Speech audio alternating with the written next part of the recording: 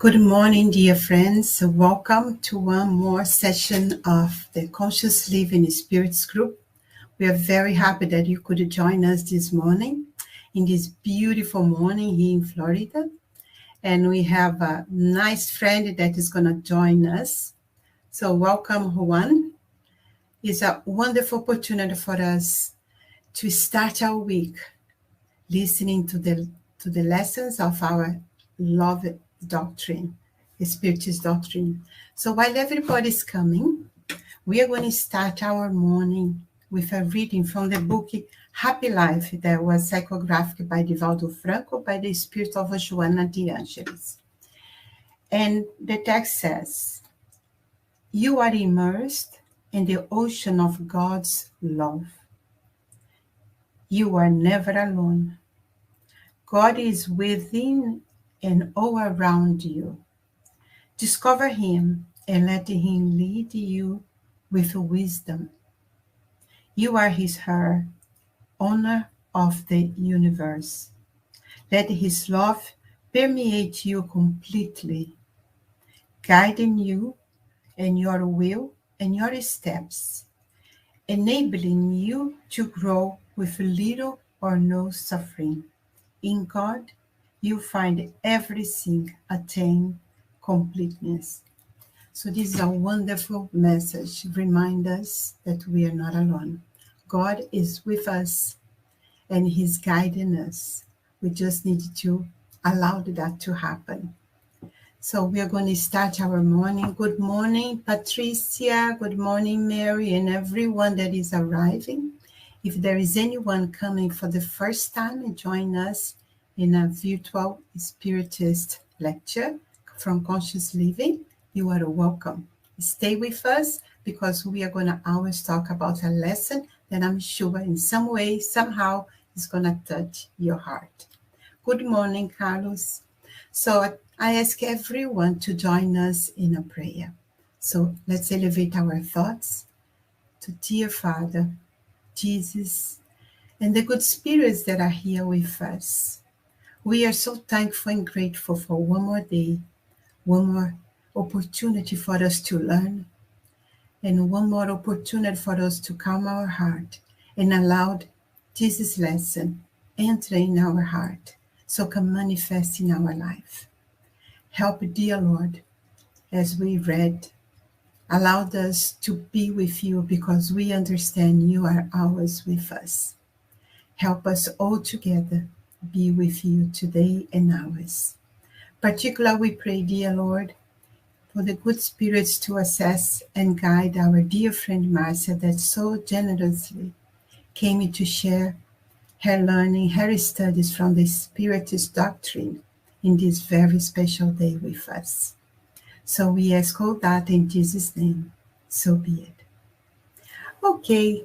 Good morning, Gisele. Good morning, Bonnie. So we are all happy and we introduce our dear friend, Marcia Trajano. Marcia, it's such a joy to be with you this morning. So for people who doesn't know Marcia, she comes from Nashville. She was before in Atlanta. Now she is blessed with the opportunity to live in Nashville. And I would like to congratulate you and all the group of people that just inaugurate a new center in Nashville, brought one more door of light, a spark of light in Nashville, one more light in Nashville, a big one. And the center is called the Solitude Center for Spiritual Living. I love the naming. It's going to touch many people's heart. I love the name you guys gave. So, and also in name of conscious living, we particular would like to thank you because today is your birthday. So happy birthday, such a special day. We're celebrating Chico Xavier's birthday yesterday, your birthday, and today is also Susanna's birthday. Susanna, anywhere you are, happy birthday to you too.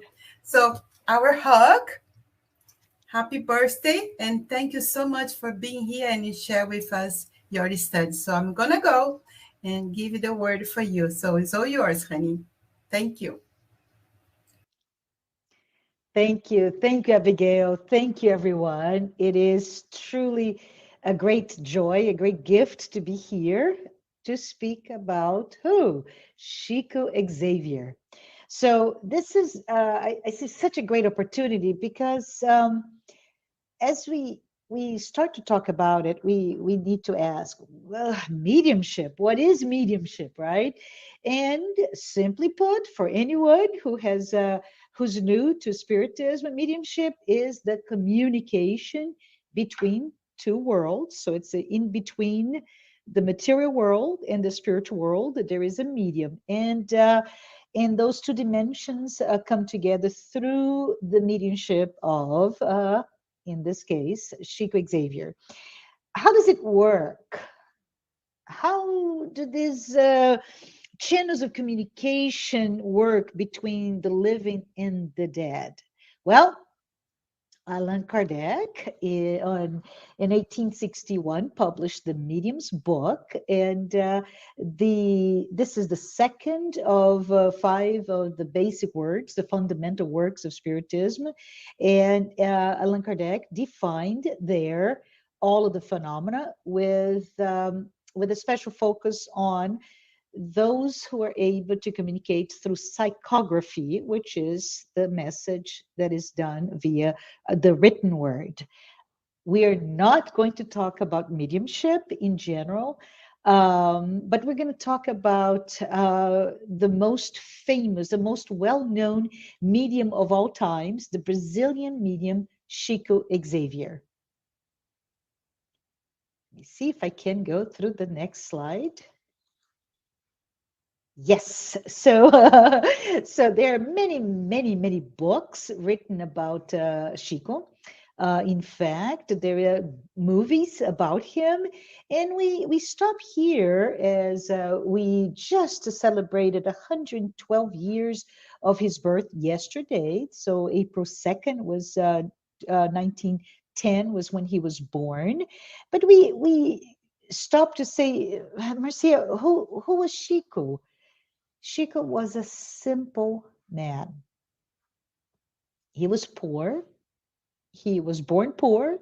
He lived his entire life as a poor man. He was the son of illiterate parents, and he himself had received just a short period of life in his education. But most of all, he was infamous.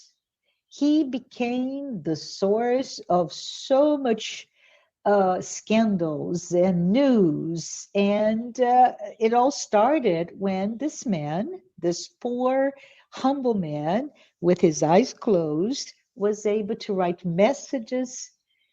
And let's say it, we call it in spirit is discarded, but message from the dead people. The visual imagery of the sixth sense comes to my mind, right?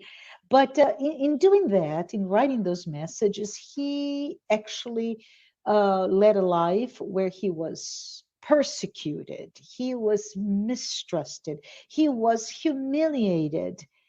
And at the same time, throughout his life, he also became an idol. And this idol was of mythic proportions to me and many other people in Brazil. How did he do it? He gave all he had. Chico gave his life, his time, his energy, his patience while he worked as a medium. He became known as the most devoted worker in this field of mediumistic activity. And it's very important for us to just pause and say, right, of all the things that we're going to be talking today, he never touched in any of the proceeds of the work that he's done.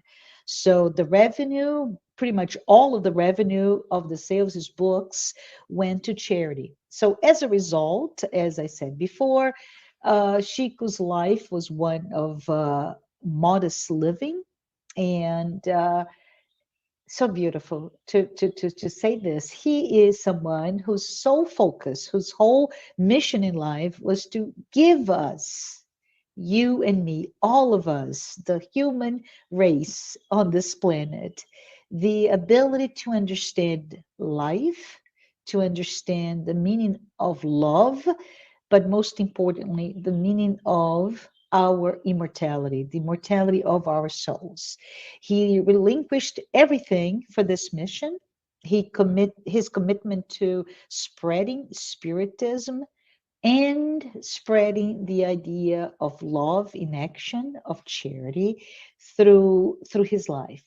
The book by Marcel Sotomayor that became the basis for the book Chico Xavier in 2010 is really interesting because in the account of writing and meeting Chico for those time in preparation for his work, his book, Marcel Sotomayor talks about the worst of it all is that Chico relinquished his own privacy. He exposed himself and his life. So there are really no boundaries between what he did and who he was.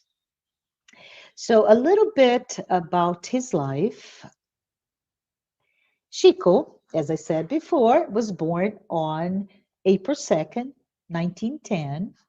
And many of you may know he was able to talk to spirits from a very, very early age. His mother unfortunately died when he was only 5, and his father, who had 9 kids, was unable to take care of all of them. So, as it was a practice in Brazil at the time, he kind of moved the children to many different families, and Chico went to live with his godmother. Um, don't know why, but Chico, just a young 5-year-old Chico, he lived, uh, in addition to the loss of his family, his sibling, his father, and his mother, he suffered tremendously because his godmother was very cruel, and she tortured him, she punished him, and in today's world, there was physical and emotional abuse while he was a young child.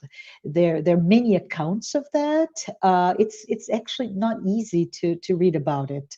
Once upon a time, I had the idea, crazy idea, to speak about that time in the life of Chico in my youth. No, it was not a youth education. It was a children's education to very young ones, so kids at about the same age as Chico, and it created a lot of discomfort for those children. So we had to redirect this conversation, right?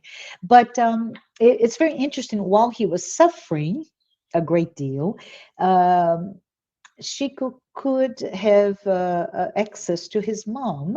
So Maria João de Deus, she passed away, but she was also a source of comfort for him. And during those years, those early years, she would remind him that Chico, listen and learn about endurance, about patience, and most of all, resignation.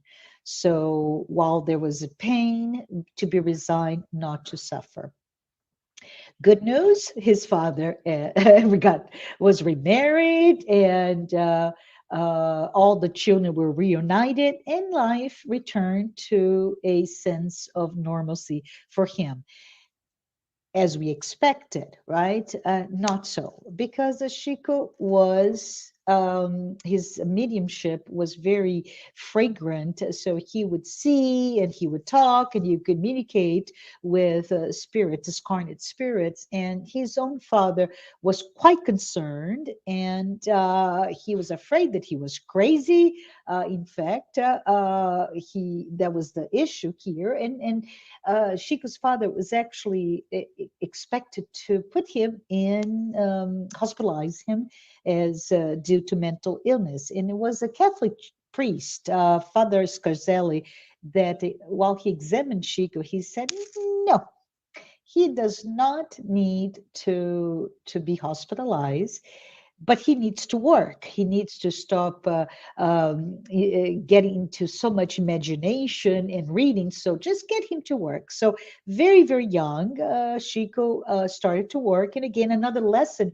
in his life, the lesson of discipline, of resistance and endurance throughout the long day that he worked. He went to school, right? But when he turned 14, he finished primary school. He never went back, but he kept on working. He helped his family. And when he turned 17, and I say this and I read this, and I want all of us to start thinking about what were we doing when we were 17? Well, 17, Shiku's angel, right? His stepmom passed.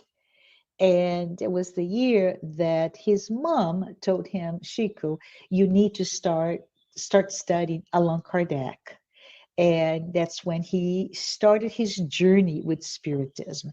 In June, he founded the Spiritist Center Luis Gonzaga, which was just a little warehouse, right? A little shekel almost, right?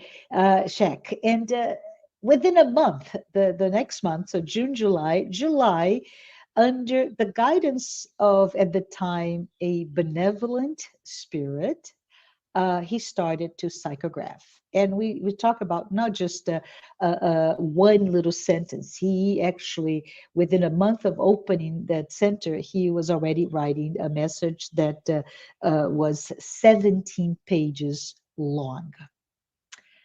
Don't know what are you doing when you're 17. I was not psychographing. But let's talk a little bit about the work, right? Because it's really where the work of Shiku, that is amalgamize all of us.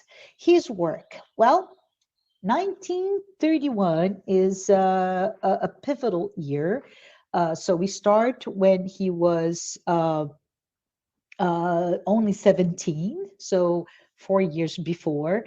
In 1931, Shiku starts to psychograph a seminal work, which was unfortunately not translated into English, Parnaso de Além Túmulo in Portuguese. And this is really important to everyone and to Chico as well. That's when he met his spiritual mentor, formerly Emmanuel, and Emmanuel to start to talk to him when he was only 21, that he had a mission, and his mission was to psychograph not one, but a sequence of 30 books.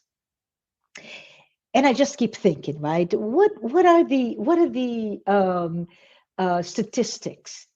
And if you Google and you ask, okay, I've never written a book, and I'm a beginner. I'm going to devote my life, 100% of my life, to write a book. What is the average number of books that somebody like me could write? Well, 7 in my lifetime. Okay. Now I have an education, and I would have the time to do this. Chico had neither. And Emmanuel says, you're going to do 30 books.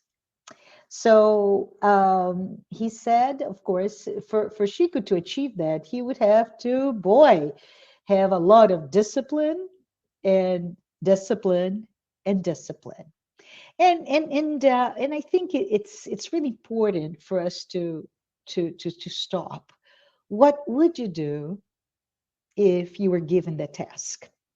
And I have to confess that I don't know. I don't know what would I do. So the first night, I start to pause and connect with my benefactor, and I write, and all the questions and doubts and desires and interactions with life itself would come. And so, oh, tomorrow. Well, not so. He devoted himself, and I wanted to say to you, and I don't know if you're a fan or not, but in the U.S., Stephen King, who is considered one of the most prolific writers of all time, right? He has published, he's in his 70s, he has published 64 books. And he's known to have an entire group of people actually filling in, helping create the stories, which is fiction, right? But anyways, Emmanuel, not like many of what we think the idea of our mentors, right? He told Chico, no, you're gonna do it. You're gonna do it with discipline.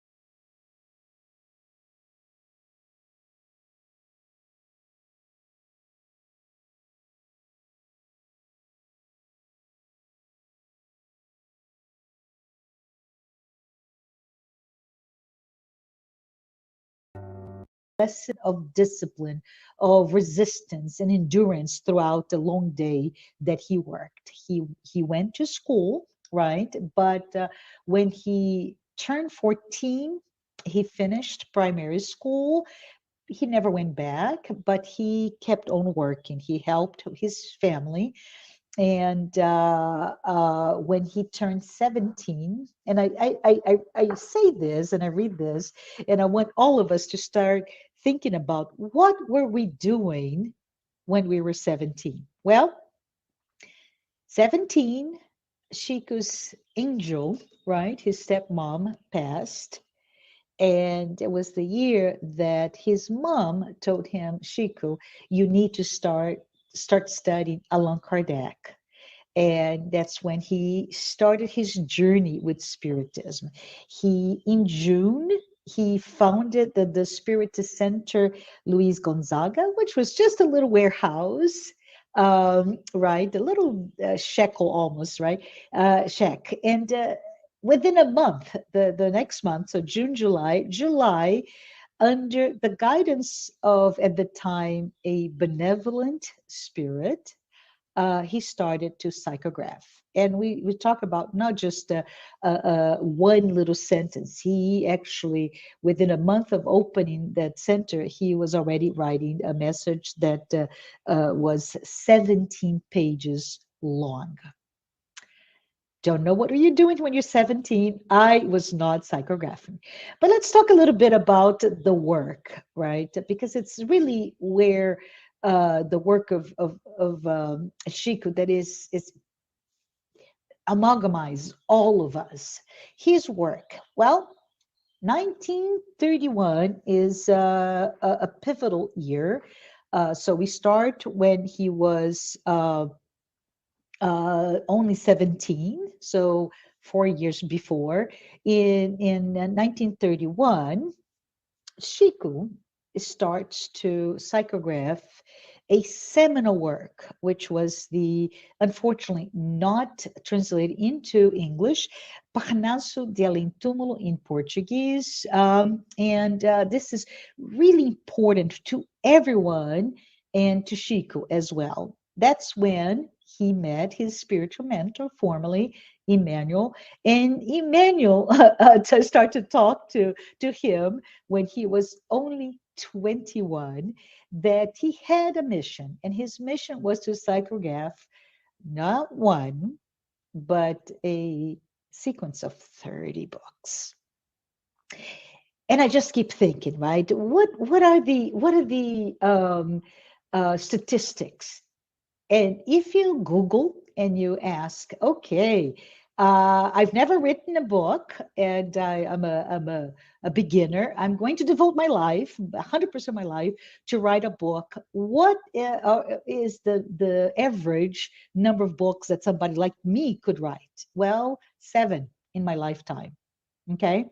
Now I have an education, and I would have the time to do this. Chico had neither.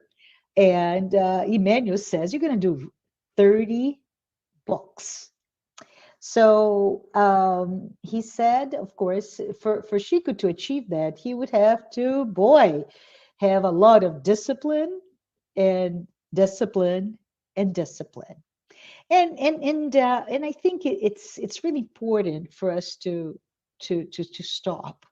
What would you do if you were given the task?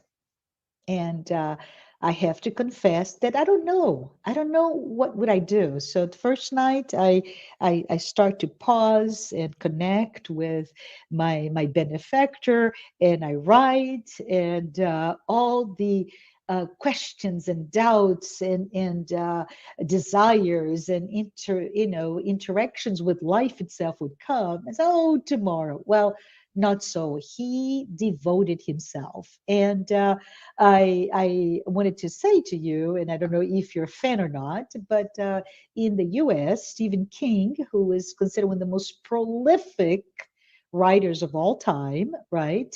He has published, he's in his 70s, he has published 64 books. And he's known to have an entire group of people actually filling in, helping create the stories, which is fiction, right? But anyways, Emmanuel, not like many of what we think the idea of our mentors, right? He told Chico, no, you're going to do it. You're going to do with discipline, and you're going to do with Jesus and Kardec. So back to Parnaso de Além Túmulo, which is roughly translated Parnassus from beyond the tomb, right? So as it was not translated into English. And by the way, I just went into Amazon and I got it Kindle version for free. So anyone who's interested in this really important book, I would say go ahead and look to see if it's still at that amazing price. Just a joke here.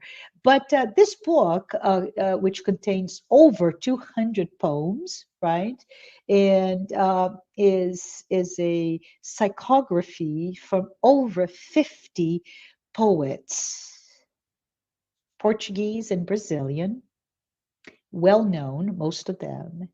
And we have to stop. This is Chico's first book, first published book. And in a time, 1930s, that is really hard to fathom the acceptance of spiritism, of spirituality, of the idea of reincarnation, or even the idea beyond reincarnation of communication. And there's this young man who has had no, pretty much no formal education to write 200, over 200 poems from over 50 poets. Um, and it was really important to understand that at time it caused such a strong reaction from the literary community, because while people said this is crazy, this is fraud, it is impossible, others who read and reviewed said it is impossible not to be a psychography. So, why do we talk so much about this book? Because it's really a true milestone for us to think about it. It is the first time that a collection of poems that were inspired by spirits confirm the survival of the soul. And it's just important for us to think of that. Who would have imagined that? But to me, this book, the publication of this book specifically, 1931, marks the beginning of Chico's extraordinary talent and gift in his own journey as a medium. He became, as we know, the greatest. He became the most respected promoter of spiritism in the world.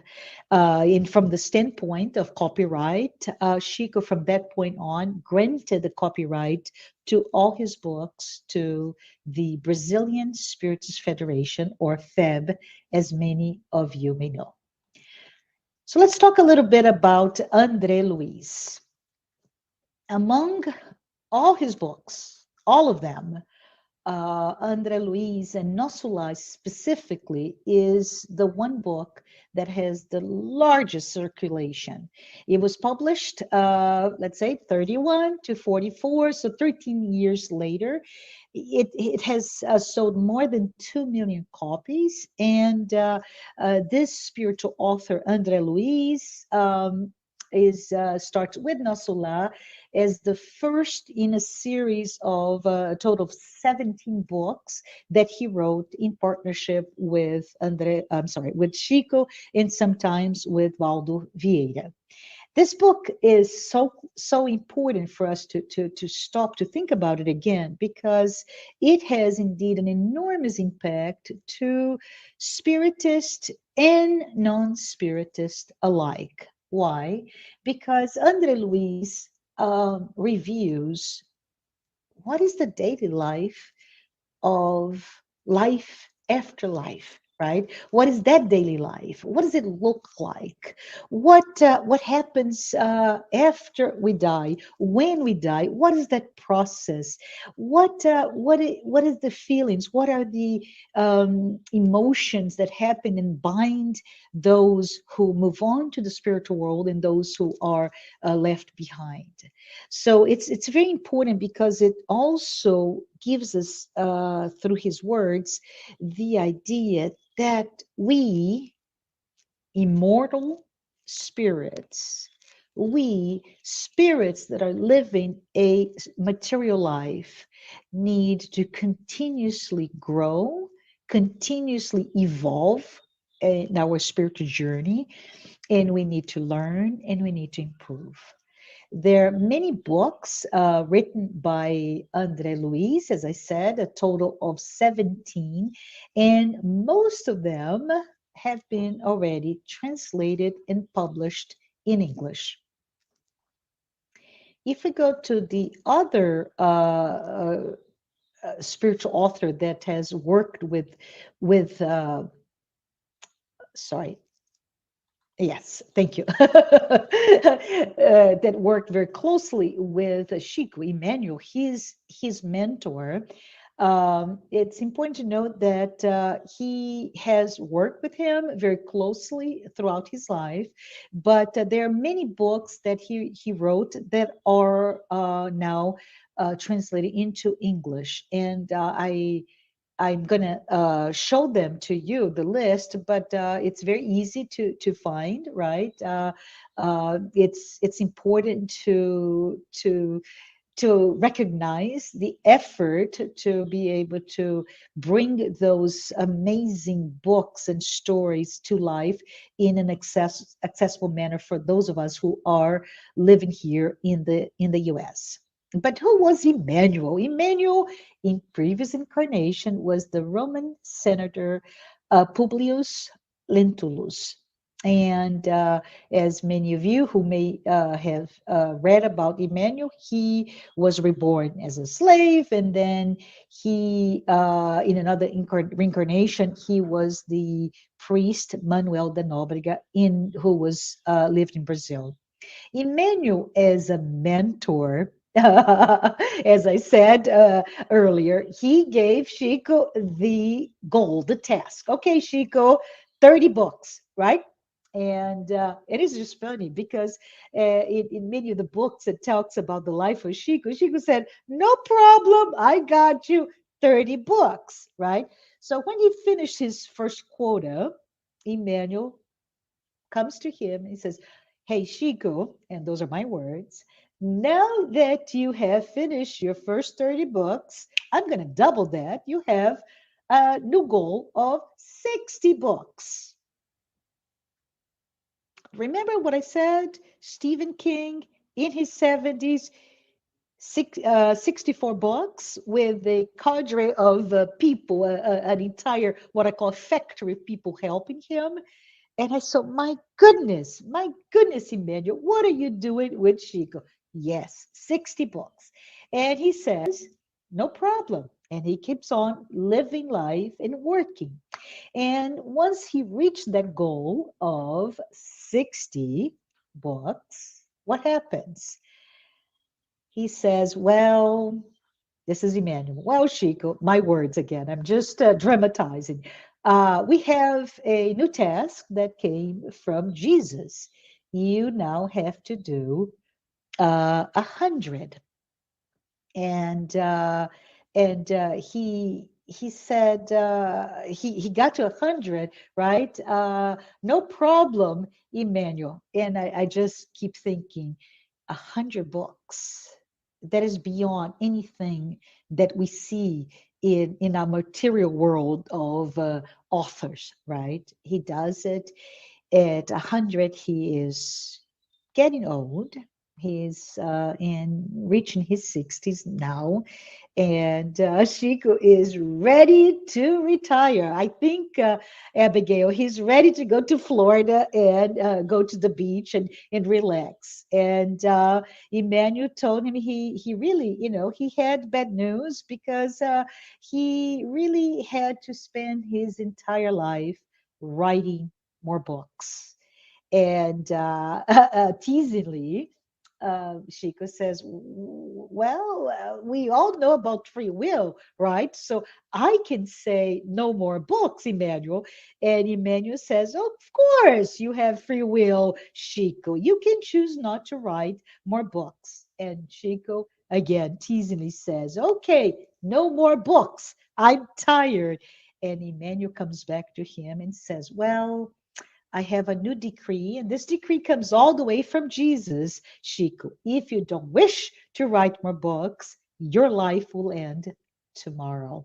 And of course, the joke is that he accepted the challenge. He spent his entire life writing to the tunes of 469 books that he wrote. So, if we talk a little bit about the life of Chico, right? We must think about what was it like to live as Chico, right? And if you look at it, there's so many books about that life, the struggles. And for me, for you, it's quite difficult to understand how could someone do so much, right? It as a in throughout his he started young to work, and his life, his full adult life, he worked as a clerk, and he just worked, and he worked hard all his life. And during the days, his he would go to work. At night, he would do the exercise of psychography, in other words, to write those books as it was communicated to them. And well, maybe a couple of days a week, he would also would go to the center, and he would help anyone who needed comfort in writing messages. Those are the famous, actually, letters that he wrote to those who were unconsoled by the loss of a dear, a loved one. How was it? How did it work? He actually would say finish work early evening. I would say early evening in Brazil, 5 o'clock, 6 o'clock. He would go to the center and he would write until sometimes 4 or 5 in the morning, and begin again his next day. So it is a tiring, is a dedication, it is a life that not many people would do, and it is really something that you see. He lived a life of love. He lived a life of commitment. He lived a life of sharing that commitment to mediumship specifically. As we all know, he refused all payments, and the payments went to Fabi, that then invested in charitable. When once upon a time he was granted a large sum through the will, in this case was Fred Finger's will, and he immediately granted to Feb that money. He did not benefit from any at all. He died um, 20 years ago, June 30th, and he was 92. For any of you, for any of you who is a fan of soccer, it's very interesting because Chico, and he was not well for a while now, and he just said, God, please let me go in a day that the Brazilians will be happy, so that they will not be sad. And sure enough, the 30th of June of 2002, it was the last time Brazilians won a World Cup. It was the first time any team throughout the world became a fifth champion for the fifth time, and he went peacefully, and nobody was really, there was so much happiness that did not impact the country. um, I wanted to just share with you, and what I call the impact is just a list of books that are the most well-known books. With those in bold are the ones, and as you can see, it's in the order of publication, right? Those in bold are the ones that have been translated into English. And my second list and my third list. So we are, I believe, we're lucky to have so many books already translated for us, and they're readily available for anyone. But I think when we talk about impact, we're really talking about that life of a service, that life as a servant, right? And it's important as we say this, that it should be clear in all of us that while he served, and he served with love, he did not he did not have by any means an easy life. He Yet he, I'm sure, felt fulfilled in that life that he led. He insisted throughout his life, right, as he's 92 years of age, that he did not write anything, write in terms of authorship. But what did he do? He psychographed over 460 books.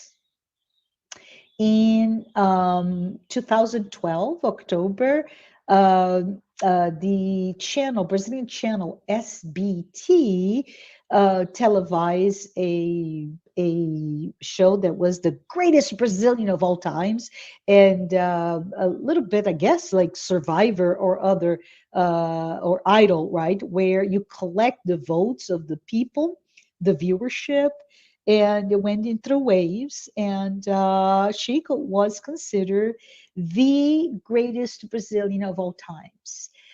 His competition, well, Irmã Dulce, a Catholic nun, well known. Ayrton Senna, the Formula One driver, pilot. Santos Dumont, the founder of aviation in Brazil. Is Princess Isabel, who was the person responsible for freeing or abolishing slavery, and Pelé, right? So he went through all of those people that are very dear and known to Brazilians. And we're talking about the entire country, right? He was recognized and he won the vote, and he was named the greatest Brazilian of all times. I would recommend, I don't know if you can see it, this book in English. It really reads so well. You can read it maybe in a day or two. It's a very thin book by Guy Playfair, and he talks about Chico as the medium of the century. Love the book, so I highly recommend that. Um, in 2010, so 2010 was a 100-year anniversary of Chico's birth. There were many things happening that year. He had the biopic movie, and the biopic. Sorry, I don't know if I can do my. I lost my ability to use my mouse, so I don't know if I can do this. My apologies. So, anyways, in 2010, he there was the biopic movie Chico Xavier. It's in English, and I don't know if you like it, but it's easily accessible. It is in Netflix. You can find it, or Amazon Prime, a movie, etc. And the movie specifically was made based on Marcel Sotomayor, who also is a great author, and it's really good reading his books. The books that I read are in Portuguese, so As Lições de Chico Xavier is a really cool one. He 2010, Nosso Lar. Remember, 2 million copies sold.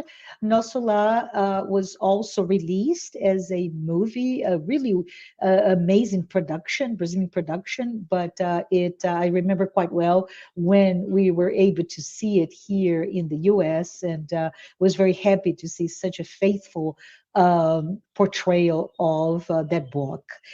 Same year, there was a stamp commemorating Chico Xavier's 100-year anniversary.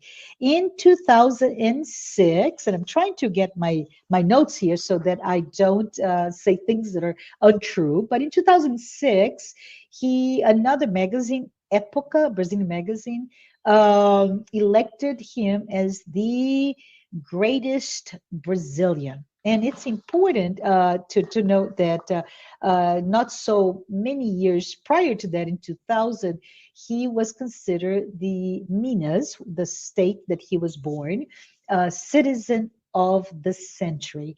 And it's very interesting because we have a very famous people from Minas, including our Brazilian beloved president, Juscelino Kubitschek, or Alberto Santos Dumont, and they're all there. But Chico again kept going, and that's from that sense that I talk about how throughout a life of difficulties, he was actually idolized by many.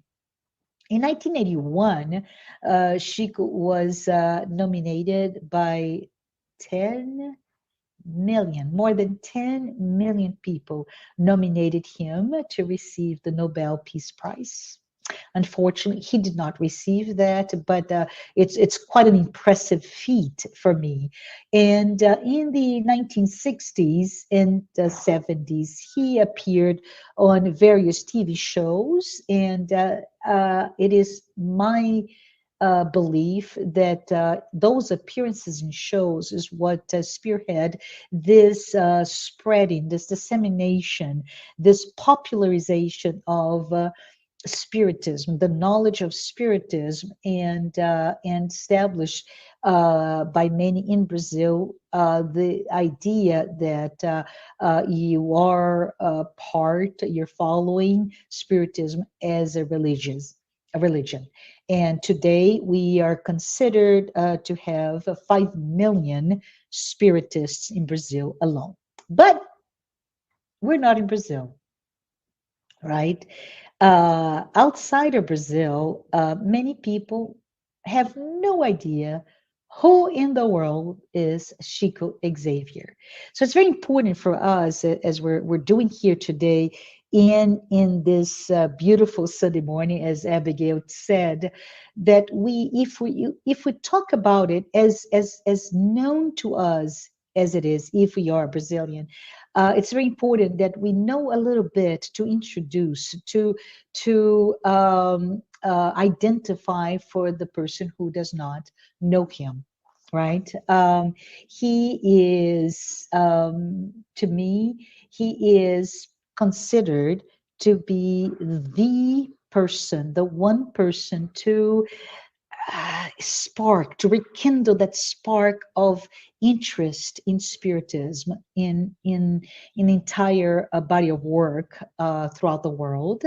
And he left a beautiful legacy, because he not only through his books, but he talked to us about what is that life, right? Life after life, the continuity of life. So for me, Chico, his mediumship of love is to open this great mystery that is to live, to die, and to continue to live.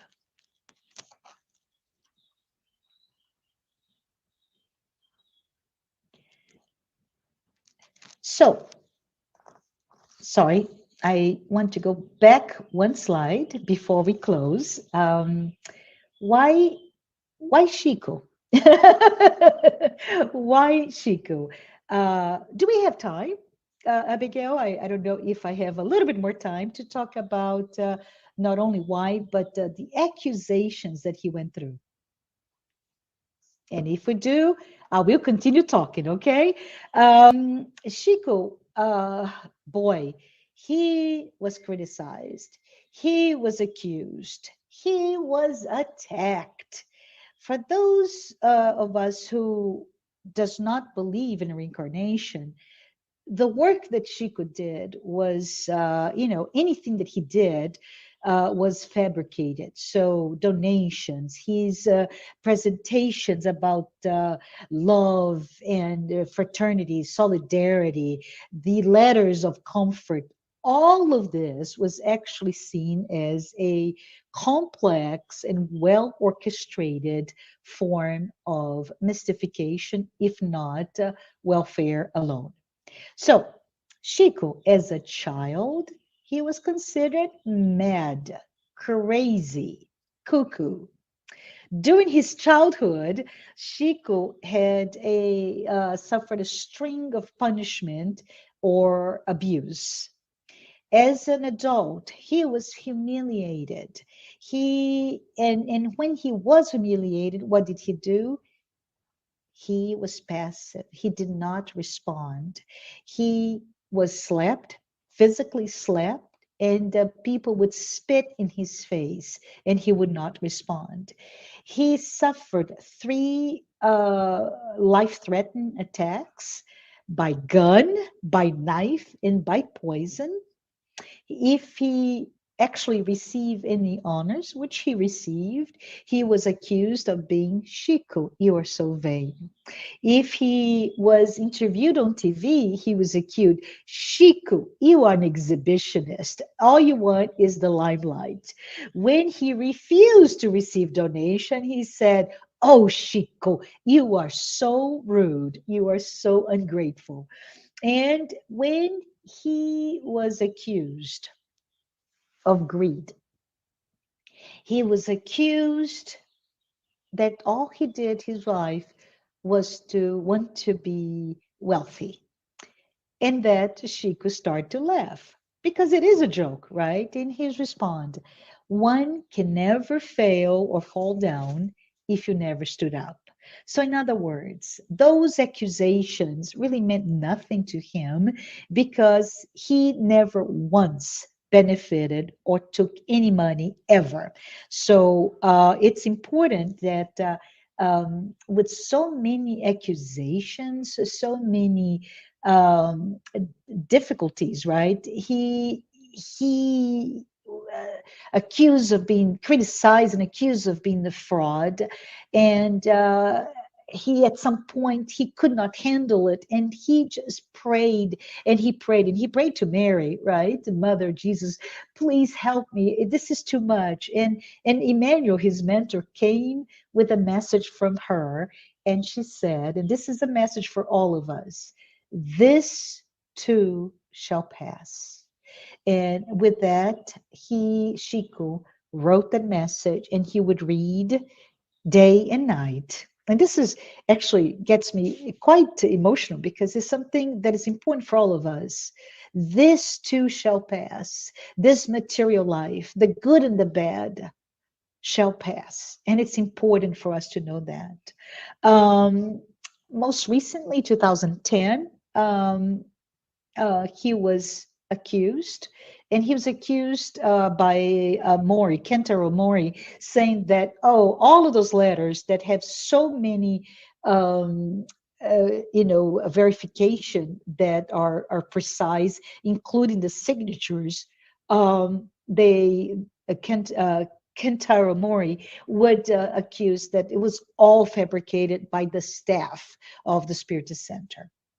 But I wanted to leave here with something that Pedro Bloch said, and he wrote this in 1950s. He said, and I'm going to read, what a divine impostor he must be to live the life he does of humility and abnegation, to renounce that surprising work whose authorship he denies, to keep himself isolated in little interior town when fame and fortune would be welcome him with open arms. To find the way to salvation, humanity needs a few million Chico Xavier, even if we did not write a single message, because Chico himself is already a message. So Chico indeed has become a legend in Brazil, yet he is virtually unknown in the English speaking world. So, with that, I would say, what can we do with what we know about Chico? I want to thank you. I want to thank you for the opportunity to be here to celebrate Chico's 112th anniversary of his birth, and to be here. Susanna, happy birthday. And wanted to say also yesterday, with the formal launch of our new center in Nashville, Tennessee, I just want to say thank you so much. I wanted, hi, Abigail. Hi. You want to talk a little bit about your center? Yes, yes. If I have time, so just let me Yeah, we have a know. few minutes. Yes. Very good. So thank you, Abiel, for asking me here. I'm really appreciative of being here, and wanted to say that Solitude Center for Spiritual Living was founded. Created. The concept was created several years ago when we first started studying more deeply the work by Joanna De Angelis, the psychological series. And about a year ago, as we are second year in the pandemic, right, in isolation, we somehow connected, and it's pure, we say, a serendipity. Several of us who, like me, and I moved a year ago to Nashville, who were found somewhere in the world without a center to go to. It's very interesting. And we just said, well, let's get together. Let's create something that is 100% virtual, as most of us are doing this work virtually. Let's get together. So we've been studying, and at some point, we just said, well, Nashville, where I live, there is no center.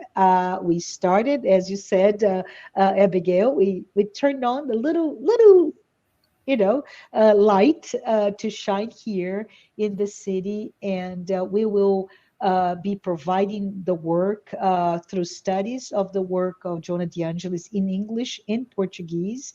We're going to do for now a prayer circle in English as well. So with that, I just say, if you have time, go visit our Facebook page or Instagram page, and we're about to publish our website as well. Thank you for sharing with us. So every spark of light that can support us in this moment, bringing peace to this world, is so welcome. So Yes. we wish all the best in this path. Okay. Just want Thank to you. say thank you for this wonderful talk. It's always wonderful to remember about Chico Xavier. That's for sure. For me, he's the most pure example of Jesus' lesson. How Yes. to practice Jesus' lesson is very tangible because he was right here with us. So it's very inspiring. So thank you very much for sharing that. Okay. Would you care to do our final prayer for us? Would be I would very love nice. to. Thank Because I you. know you're inspired by all the talk and it will be gratefully appreciated. Okay. Thank you. Thank you so much. So, if we may take a moment to just close our eyes and connect with the spirits of light who are here today, blessing all of us in this moment that we come together to be inspired by the life of Chico Xavier. As we continue our journeys on earth, may we all be touched by the knowledge that the work, the commitment to grow, to evolve, to understand the longevity of our immortal soul and the impact that we all may have on this material life. May we all be blessed with the love, the docility, the gentility in our hearts and our mind. Dear Lord, Father, bless all of us who are here, our families, family members, our friends, all of those that are so-called our enemies, all the difficult friends, the difficult ones. May they all be touched by our love, and may we be touched by the awareness of everything in our lives happen to make us better. So be it. So be it. Thank you very much again, Marcia, and happy birthday again. Enjoy your, it was so graceful of you on your birthday. So many blessings to you, my friend. My virtual hug for you. Thank you. Bye-bye. Bye-bye. Thank you very much, dear friends. Hope to see you back next week. Have a wonderful day, everyone.